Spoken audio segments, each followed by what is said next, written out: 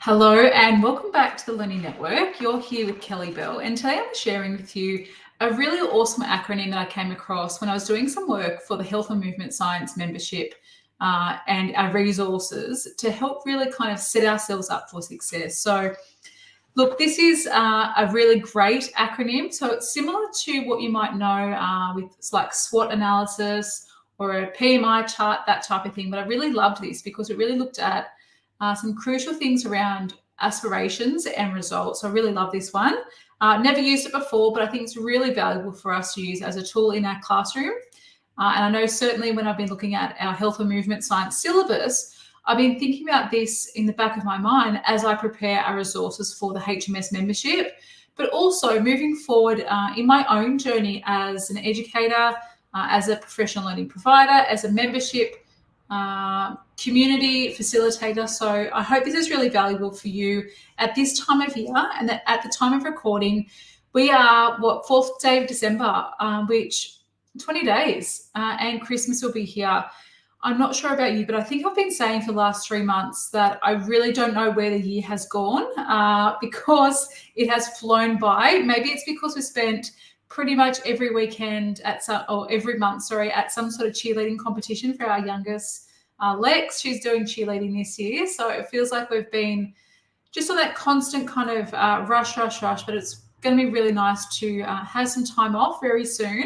But I'd love to share with you 3 main questions to consider when you're rounding out our final weeks of a school year. So you can listen to this after Christmas or before Christmas as you start to put the pieces together to pack up for the year, but also into the new year. So, and again, if you can Google SOAR, I'll provide some links underneath our episode to help you, but also just to give you some reflective tools. Okay, so the first one, the S stands for strength. So what can we build on? What can we continue doing as a busy educator to kind of move forward in our own journey? So what are we doing well to support our students, to have that balance in life, to have that balance as a busy educator? And I know only too well, even though I've been out of the classroom for 3.5 years, it feels like yesterday that I was in that grind, that I was in that busy period. So,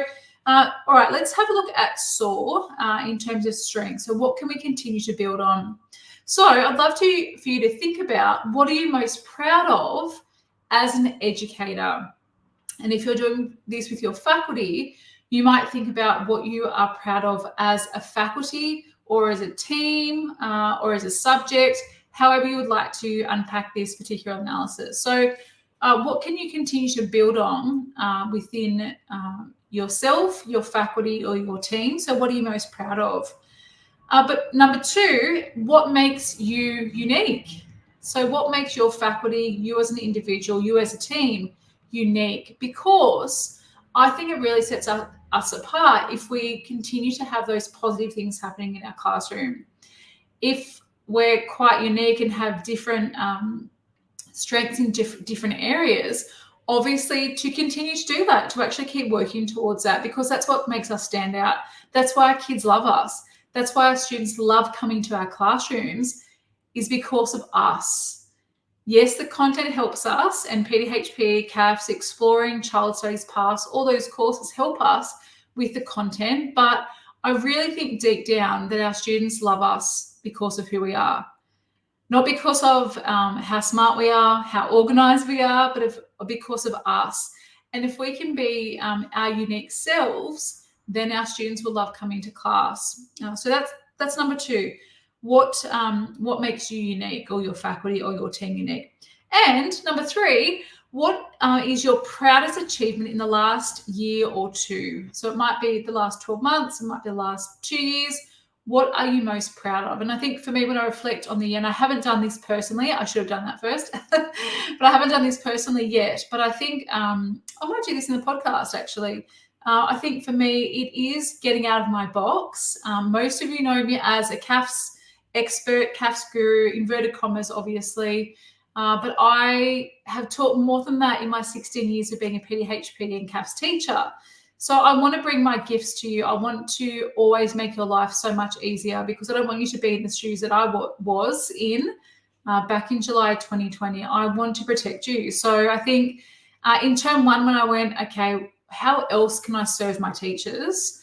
I thought, well, I taught EEC for so many years. Maybe exploring teachers want some stuff to help save some time. And when I saw how quickly many of you took that package up, I'm like, okay, can we go again for number 2 for child studies? And we did, and we had a really similar uptake. So then we thought, well, okay, well, if that worked, let's go SLR next, and let's go PASS in term 4. So look, it's my absolute pleasure to support you this year. I've absolutely loved this year. It has tested me. I know that. I have created thousands and thousands and thousands of resources for you. So my brain is starting to get tired, but I know that it's about giving back. So for you as a teacher, what are you most proud of this year or last year? Okay, so that's for strength. So 3 things I want you to think about. Number 1 is, what are you most proud of as an organisation? Number 2, what makes you unique? Number 3, what is your proudest achievement in the last year or 2? Okay, let's look at opportunities. And I love thinking about opportunities. Like, okay, this is where the growth is. This is where we can continue to move forward. Okay, so so these 3 things about for you as a teacher, for you as a faculty, or for you as a team of teachers or CAFS teachers or PASS teachers or EEC teachers, HMS possibly. Okay, so opportunities. Number 1 is, how can you best meet the needs of your students? So what you're doing right now, like what's working, but how can you best support your students with what you're doing? So I think it's really important to think about, okay, well, our students need and want a certain thing. Like, what is it that they actually want you to do? Do they need you to help break down their responses a bit more if you're a senior teacher? If you're a junior 7 to 10 PE or TAS teacher, is it about engagement? Is it about that enjoyment? And I know that things have been rocky. I hear from you as a community, from you as a teacher, and you tell me about how your students have that hang up from COVID, that they're still not in their groove. I hope that we get to a point in education that we don't feel that. But I would imagine that, that potential trauma for some students, for some children, for some young adults and yourself might still hang around for a long time. So we need to work out, okay, what can we do to best support our kids and each other? Okay, so that's the first question. How can you best meet the needs of your students? Number 2 is, how can you differentiate yourselves from others? And that could be other teachers, that could be other people around, because I think it's really important to think about, okay, well, we have the most amazing profession. We're very lucky to be able to educate the future. What are our opportunities to really support our students and to be different? Because I think a lot of our kids come to us as like a guiding light. They come to us because things aren't so happy at home.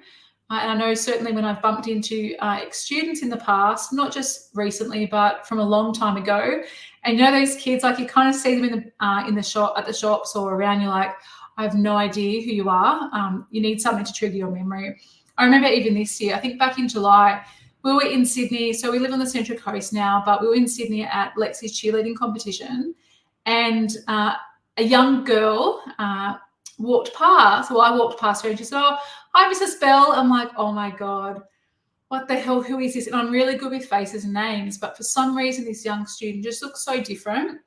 And it just so happened to be a young girl who was in Year 7 in 2017.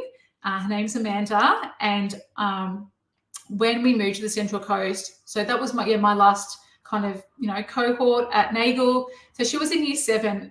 That year, 2017, was an absolute whirlwind for us.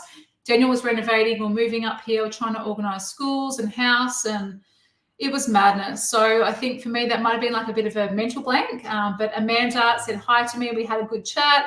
I asked her what she was doing. She then said that she was doing some study at ACPE to become a PE teacher. And I remember her as a student.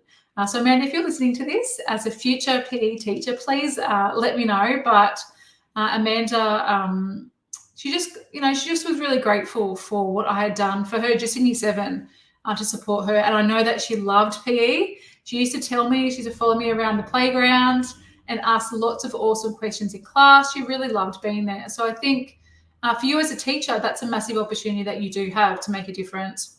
Okay, so that's number one in the opportunities segment. So what can you best do to meet the needs of your students? Number two was how can you differentiate? And number three, and I really love this, is what skills do you need to move forward? You know that I love learning. I wouldn't have left the classroom and continued to support educators if I didn't love learning. I love learning for me professionally, personally, health-wise. I'm always reading different books, watching different, YouTube clips, listening to podcasts. I love learning. I think I'll always be like this. I always question what is out there. And if you've heard this story before, I apologize, but Mum used to say to me, or still says to me, that one of my first words was why? Why, Mummy? Like, why are you doing that? Why, I always used to question what was happening. And Mum only told me that only a couple of years ago, and I thought that was really interesting. Becoming a teacher and then finding out that one of my first words or expressions was why. And I do that a lot. I do ask why, like, why is that the case? Because I want to know. I really deeply want to know how that works or what's the reason behind that. So for opportunities, you're thinking about how can you best meet the needs of your students? How can you differentiate yourself or your faculty or your team?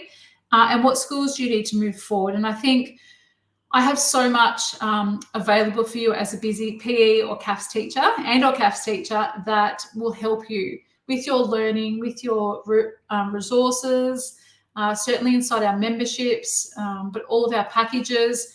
So much to give you back to save your time, to help you learn a lot faster. Okay, let's look at aspirations. So the A of SOAR is aspirations. So what do you care deeply about? So let's think about the three questions here. So when you explore your values and aspirations, what are you deeply passionate about? So for me, CAFS has always become something that I absolutely love.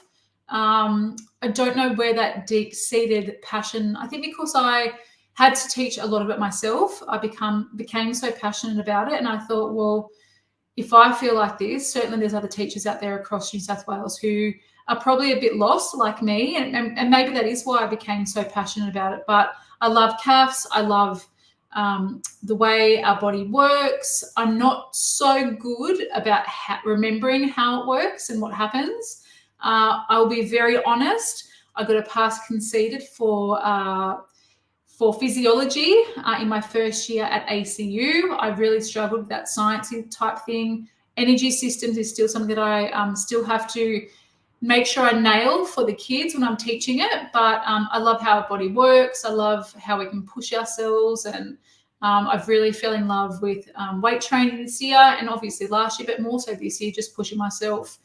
So anything to do with nutrition and the body and reading, all those sorts of things. So what are you deeply passionate about, and how can you bring that to life in your vocation, in your profession?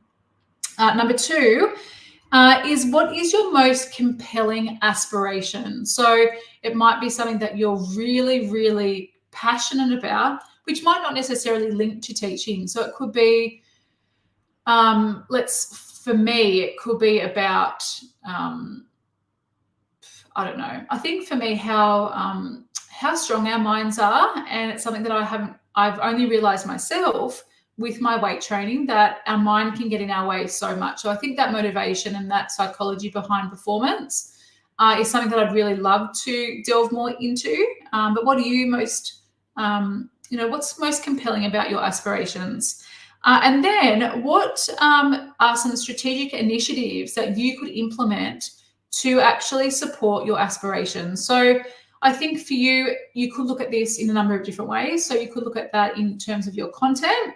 So certainly the collaborative investigation is coming up for me for the HMS syllabus, as well as our depth studies. That's kind of like connecting there for me. Also your IRP, maybe with your kids, or even some project-based learning that you would like to potentially lead the students in, or even extracurricular stuff. So bringing those to life. Okay, and the last one is results. So how do you actually know you're succeeding? How do you know that you're doing a good job? Well, first of all, and this isn't written down in this analysis, but you know it. You can feel it in your heart. You can feel it in your body. You can see on the faces of your kids. They love coming to your class. They look, their whole face lights up when they see you. So I think that is one way.